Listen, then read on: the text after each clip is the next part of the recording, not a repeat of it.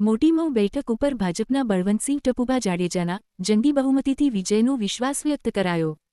પૂર્વ ધારાસભ્ય રમેશભાઈ મહેશ્વરી, જિલ્લા પંચાયત બેઠકના જીવરાજભાઈ ગઢવી અને આગેવાનોનું સન્માન કરાયું હતું। મોટી ઉનોઠ ખાતે આયોજિત સભામાં વિસ્તારના સર્વાંગી વિકાસ માટેની પ્રતિબદ્ધતા દર્શાવાઈ। જ્યારે ભારતીય જનતા પાર્ટીના લગભગ અમારે આ વિસ્તારની અંદર સવારથી જ અમે ચાલુ થયા છીએ ત્યારથી જ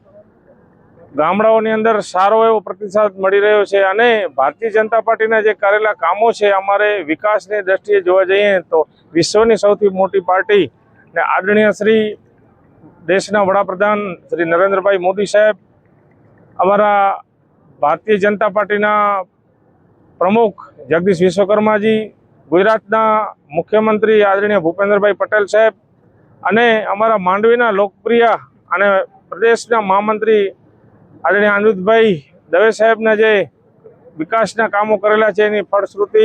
અમને આજે આ તાલુકા અને જિલ્લા પંચાયતની અંદર ગામે ગામથી જે સારો એવો પ્રતિસાદ મળી રહ્યો છે। સાથે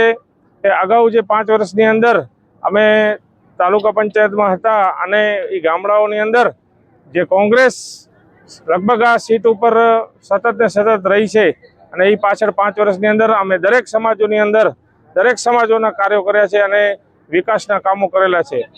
આ તકે હું ગઢશીસા જિલ્લા પંચાયત અને એ નીચે આવતી તાલુકા પંચાયતના સર્વે પ્રજાજનોને મતદારોને હું વિનંતી કરું છું કે આગામી 26 તારીખના વધુમાં વધુ મતદાન કરી અને ભારતીય જનતા પાર્ટીનો વિજય થાય એવી આપને પ્રાર્થના કરી અને આકારણીનો જે પ્રશ્ન છે એ ગામનો અને સૌ ગ્રામજનોની એવી આશા અને અપેક્ષા છે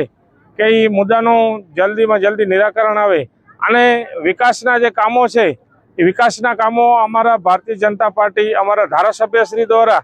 કોમ્યુનિટી હોલના કામો છે, સ્મશાન છાપરીના કામો છે, એમાં